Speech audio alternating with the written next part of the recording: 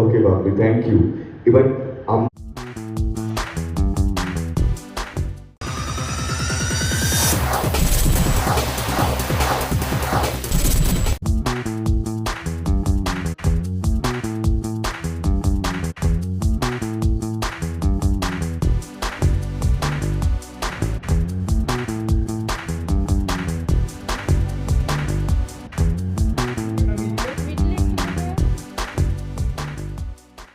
সত্যি কথা বলবো, শাহানাদিকে না বলা যায় না।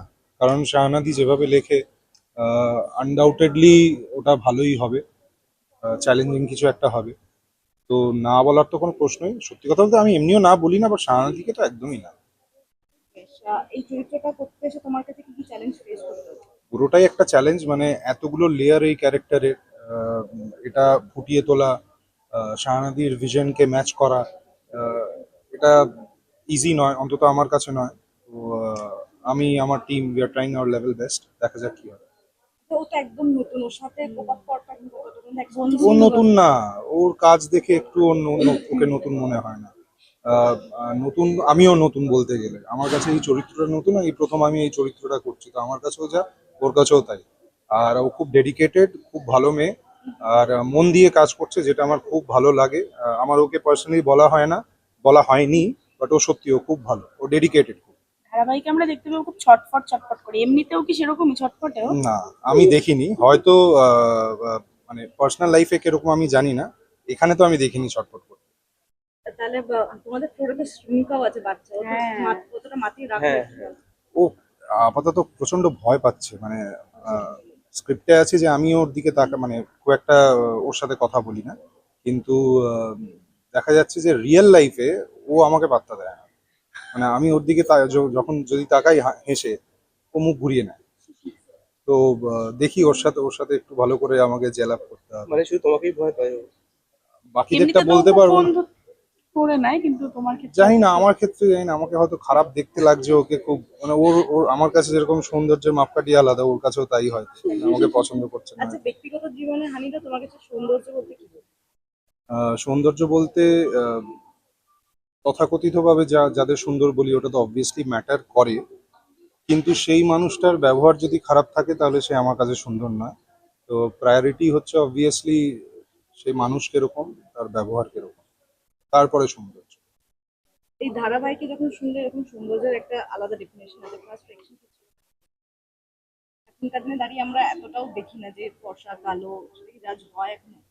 নিশ্চয়ই হয়, নিশ্চয়ই হয়, মানে এখনো মায়েরা, সবার জন্য বলছি না, সবার ক্ষেত্রে বলছি না, কিন্তু মায়েরা এখনো চায় যে ছেলের জন্য একটা ফর্সা বউ আসুক। মানে আমি দেখেছি, তোমরা হয়তো হ্যাঁ বলবে এটাতে। তো এটা যে নেই তা নয়, আর এটা যে থাকবে না তা নয়, এটা থাকবে। তার মধ্যেই আমাদের বেছে নিতে হবে কোনটা ঠিক কোনটা ভুল। এই সময় দাঁড়িয়ে এটা কতটা প্রাসঙ্গিক? এটা তো পার্সন টু পার্সন ভ্যারি করে। আমার মনে হয় সেটা ইম্পর্টেন্ট নয়, কারোর হয়তো মনে হতে পারে সেটা ইম্পর্টেন্ট, বলা মুশকিল। লুকস নিয়ে সব থেকে বেশি তো ট্রোলিং সোশ্যাল মিডিয়াতে হয়। হুম। তো তোমাকে কি কখনো সেরকম কিছু ফেস করতে হয়েছে বা তুমি সেটার সাথে কিভাবে ডিল করো? আমার কিছু যায় আসে না, মানে আমি খুব একটা পাত্তা দিই না, সত্যি কথা বলছি, মানে এটা বড়াই করছি না নিজে। অনেকে ভালো বলে, অনেকে খারাপ বলে। খারাপটার মধ্যে যদি আমার মনে হয় যে হ্যাঁ সত্যিই কিছু বলছে, তো সেটাকে চেঞ্জ করার চেষ্টা করি। আহ, এবার মুখ তো আর পাল্টাতে পারবো না, হয়তো কেউ বলছে যে তোমার দাড়িটা এরকম কেন, আমিও দেখলাম যে হ্যাঁ দাড়িটা একটু গন্ডগোল আছে, ওটাকে ঠিক করার চেষ্টা করলাম। আর যারা ব্যঙ্গ করে আমি জাস্ট হেসে উড়িয়ে দিই। আমার কাছে অত সময় নেই যে সবার কমেন্টকে আমি ইয়ে করবো, আচ্ছা, প্রাধান্য দেবো। ফ্লোরের মধ্যে সব থেকে বেশি জোককে, মানে আমাদের তো স্ট্যান্ড আপ কমেডি একটা ব্যাপার আছে, এখন অব্দি কেউ মারছে না, সত্যি কথা বলছি, এখন সবাই খুব কি কাজ সিরিয়াসলি। নিয়ে, মানে আহ, সবার মানে এরকম নয় যে বিনায়ক বা বাবলি, এই দুজনেরই চরিত্র খুব ইম্পর্টেন্ট, বাকি প্রত্যেকের চরিত্র খুব ইম্পর্টেন্ট। তো সবাই খুব স্ট্রেসড, সবাই খুব ফোকাসড। তো জোক, তাজুদা আছে, হ্যাঁ সরি আমি ভুলে গেলাম, তাজুদা আছে, তাজুদা আমাদের মেকআপ রুম মাতিয়ে রাখে, কিন্তু আদারওয়াইজ কাজের সময় কেউ আর কি ঠাট্টা মশকরা কেউ করে না। বেশ, ওর সাথে বন্ডিং কিরকম হলে? ওর সাথে খুব কম সিন করেছি আমরা, বন্ডিং ভালো হবেই আমি জানি, কিন্তু এখন খুবই কম সিন করেছি, তো সেভাবে এখনো কিছু। দর্শকদের দর্শকদের এটাই বলবো যে খুবই অদ্ভুত, আলাদা একটা গল্প। সবাই বলে হয়তো সিরিয়ালের শুরুতে, বাট আপনারা যদি গল্পটা দেখেন তাহলে বুঝবেন যে সত্যি এটা খুবই ইউনিক একটা গল্প। প্রত্যেকটা চরিত্রর একটা আলাদা জায়গা আছে।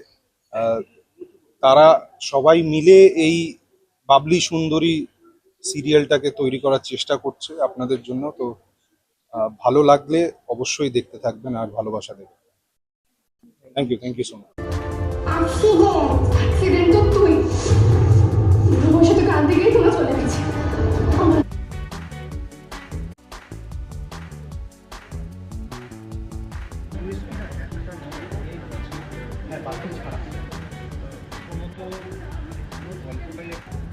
Thank you so much. Shahrukh গেছে যান।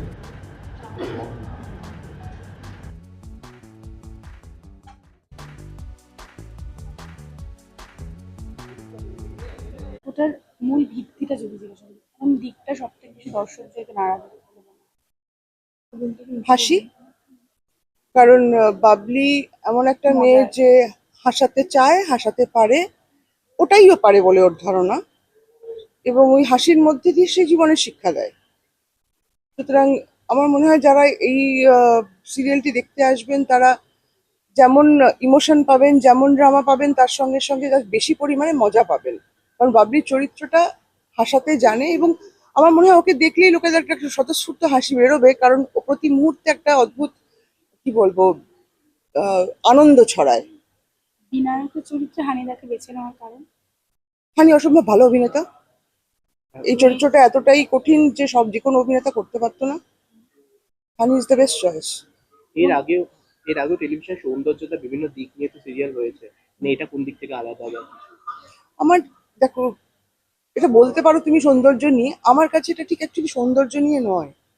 আমার কাছে হচ্ছে, আমি বলতে চেয়েছি সেটা হচ্ছে যে একটা মেয়ে যে আনন্দ দিয়ে, নিজের বুদ্ধিমত্তা দিয়ে মানুষের মন জিতে নিয়ে একটা সময় ভুলিয়ে দেয় সে কেমন দেখতে। এটা আমার কাছে খুব ইম্পর্টেন্ট মনে হয়, যে একটা মেয়েকে বিচারই করা হয় সব সময় সে কেমন দেখতে দিয়ে।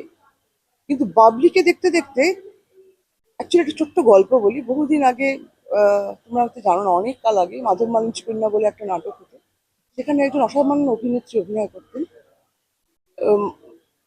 রাজকন্যার চরিত্রে। রাজকন্যা ভীষণ সুন্দরী হওয়ার কথা ছিল, ভীষণ সুন্দরী, কিন্তু তিনি অতটা সুন্দরী ছিলেন না। কিন্তু তিনি যখন মঞ্চে আসতেন 2 মিনিটের মধ্যে আমরা যারা দর্শক ছিলাম আমরা ভুলে যেতাম তিনি কেমন দেখতে। আমাদের চোখে উনি 2 মিনিটের মধ্যেই অভিনয় দিয়ে এমন সুন্দরী হয়ে যেতেন যে একবারও বিশ্বাস করতে অসুবিধা হয়নি যে ইনি রাজকন্যা হতে পারেন না। ওটা আমার বহু বছর ধরে মাথায় রয়ে গেছে, যে আসলে সৌন্দর্য জিনিসটা না, মানে তুমি দেখবে, সরি তোমাদের তুমি বলছি, না, অনেক না, ছোট, সেটা হচ্ছে যে খুব সুন্দরী কোনো মহিলা বুদ্ধিহীন বা ব্যক্তিত্বহীন বা ভালো মানুষ নয়, সে আর বেশিক্ষণ আমাদের চোখে সুন্দর থাকে না। তার সৌন্দর্যটা না খসে পড়ে যায় মুখোশের মতো। কিন্তু কোনো একজন মহিলা বা পুরুষ, যে কেউ আর কি, যখন দেখবে যে ভেতর থেকে সুন্দর হয়, তখন দেখবে সেই বাহ্যিকভাবে কেমন দেখতে আমরা কদিন বাদে ভুলে যাই। মানুষটাই আমাদের কাছে বেশি ইম্পর্টেন্ট হয়ে ধরা যায়। বাবলি সেরকম একটা মেয়ে। অ্যাপারেন্টলি ওর মুখটা দেখলে হয়তো প্রথমে মনে হবে যে এ বাবা কি বিয়ার দেখতে বলে হাসি পেয়ে যায়, কিন্তু কিছুক্ষণ ওর সাথে ওর কথা শুনলে বুঝতে পারবে যে এ মেয়ে সুন্দর অসুন্দরের ঊর্ধ্বে, তার বাইরে।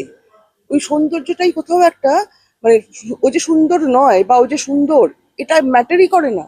যেটা ম্যাটার করে হচ্ছে ও কি শিক্ষা দিচ্ছে জীবন, ওটা যে জীবনমুখী শিক্ষাটাও দিচ্ছে, সেটাই আসল, সেটাই ওকে ভয়ানক সুন্দরী করে তুলছে।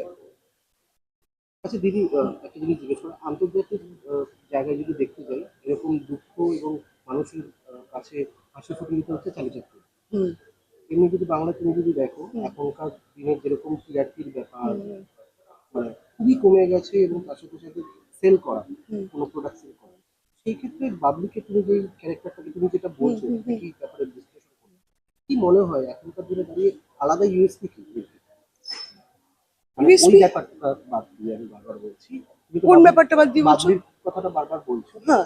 আমি আমি বাবলি আপনার কথা ছাড়া। বলছি, হুম বাকি ইউএসপি গুলো বলছি, মানে হুম। বাবলি ছাড়া বাকি ইউএসপি গুলো কি? এই ধারাবাহিকের বাবলি সুন্দরী আর ইউসুফ। হ্যাঁ, দেখো, আমার মনে হয় এই গল্পের ইউএসপি গল্প এবং চরিত্রগুলো। এই চরিত্রগুলোকে না তোমাদের সিরিয়ালের চরিত্র মনে হবে না, একটা সময় তোমরা মিশে যাবে যে মনে হবে চরিত্রগুলো সত্যিকারের। কারণ তাদের দুঃখ, বেদনা, আবেগ, অনুভূতি সবটাই এতটা সত্যি। এবং কোথাও একটা মানে দুটো দিক আছে তো, বিনায়কের দিকটা যেমন খুবই মর্মস্পর্শী, তার দুঃখটা এতটাই মন ছুঁয়ে যাওয়া যে তখন তোমরা মানে যে দেখবে তার মনে হবে যে এই মানুষের দুঃখটা ঘুচুক, কেউ একজন আসুক যে এই মানুষটাকে সত্যি সত্যি বাঁচতে শেখাবে। তো সেই জায়গা থেকেই বাবলি আসে। তো আমি বলতে চাইছি যে খুব ট্রিভিয়াল নয়, এই গল্পটা একটু গভীর। আমি জানি না গভীর গল্প ভালো লাগবে কিনা লোকে, সত্যি এক্সপেরিমেন্ট সে অর্থে দেখতে গেলে, কিন্তু এই গল্প সুপারফিশিয়াল নয়। এই গল্পটা দেখতে বসলে গল্পে ডুবে যেতে হবে। ওপর ওপর দেখে নিলাম, রান্নাঘর থেকে শুধু ডায়লগ শুনে বুঝে গেলাম টাইপ নয়, এইটুকু বলতে পারি। শেষে দিদি দর্শকদের জন্য কি বার্তা থাকবে? দর্শকদের জন্য যে কোনো মেকারের একটাই বার্তা থাকে, আপনারা দেখুন। আর কি বলবো, 20 তারিখ থেকে আসছে সন্ধ্যে 6টার সময়, আপনারা প্লিজ দেখুন। কারণ গল্প যখন লিখি তখন তো আপনাদেরকে শোনাবো বলেই বা আপনাদেরকে দেখাবো বলেই লিখি, কখনো ভুল হয়ে যায়, কখনো আপনাদের মন ছুঁতে পারি না, কিন্তু মন ছোঁয়ার চেষ্টায় কোনো ত্রুটি থাকে না, কোনো ফাঁকি থাকে না। মন ছুঁতেই তো চাই আপনাদের। আপনারা আসুন, আপনারা দেখুন, একটা সুযোগ দিন। যদি মন ছুঁতে না পারি তাহলে তো ফেলিয়ার হব, কিছু করার নেই। আসুন, দেখুন। একটা প্লাস পয়েন্ট আছে অলরেডি প্রাইস। ওটা আমি জানি না, ওই প্রাইম স্লট বলে আসলে কিছু হয় না, জানো তো। যদি কোনো গল্প ভালো লাগে, আমি দেখেছি যে প্রাইম স্লট নয় এমন সময়ও দর্শক চলে আসেন, আবার প্রাইম স্লটে মানে যদি তেমন খেলো কোনো কন্টেন্ট হয় তখন আসেন না। গল্পের জোর থাকবে। জনতা জনার্দন ওনাদের যখন যদি বোঝেন যে গল্প ভালো, ওনারা ঠিক চলে আসবেন। মানে ওই সুযোগ মানে ওদের প্রশ্ন আমরা নেব তার আগে আমি প্রশ্ন করে থাকি, কিছু একটা উত্তর পাবো নিশ্চয়ই, কিছু একটা তুমি বলতে পারবে। হ্যাঁ,